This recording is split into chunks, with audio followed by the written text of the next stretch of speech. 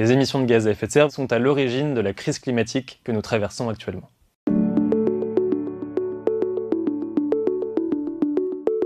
Un bilan carbone, c'est la mesure de l'ensemble des émissions de gaz à effet de serre d'une organisation sur une année. Les émissions de gaz à effet de serre, vous savez, proviennent en grande partie des activités humaines et sont à l'origine de la crise climatique que nous traversons actuellement. Un bilan carbone, ça permet de savoir où sont concentrées les principales émissions de gaz à effet de serre d'une organisation. Par exemple, chez Alima, on parle de l'énergie, du transport de personnes, de marchandises ou encore des déchets.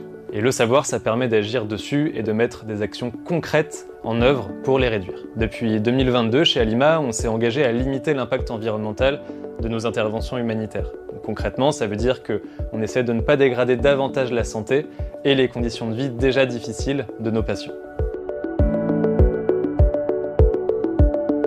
La première chose, c'est que notre bilan carbone a baissé entre 2023 et 2024.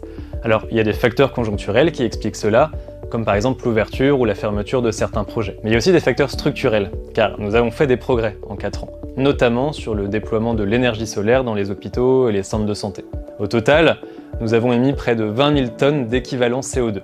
C'est ce qu'émet en moyenne une ville de 30 000 personnes au Sénégal en un an. Il reste encore des efforts à faire. La deuxième leçon, c'est que les achats représentent la majeure partie de nos émissions.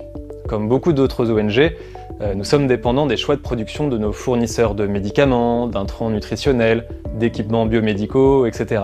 Donc c'est aussi à eux de faire des efforts.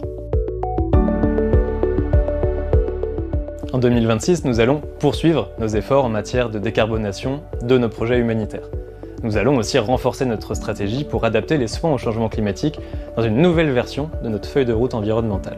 Il s'agit d'anticiper, de prévenir et de réagir plus efficacement aux inondations, aux sécheresses, à la hausse des températures et surtout à leur impact sur la santé des gens. Et pour réduire les émissions du secteur humanitaire, il faut que toute la chaîne de valeur se mobilise. Les laboratoires, les producteurs d'aliments thérapeutiques, mais aussi les transitaires ou encore les bailleurs de fonds. Tout le monde doit prendre sa part de responsabilité.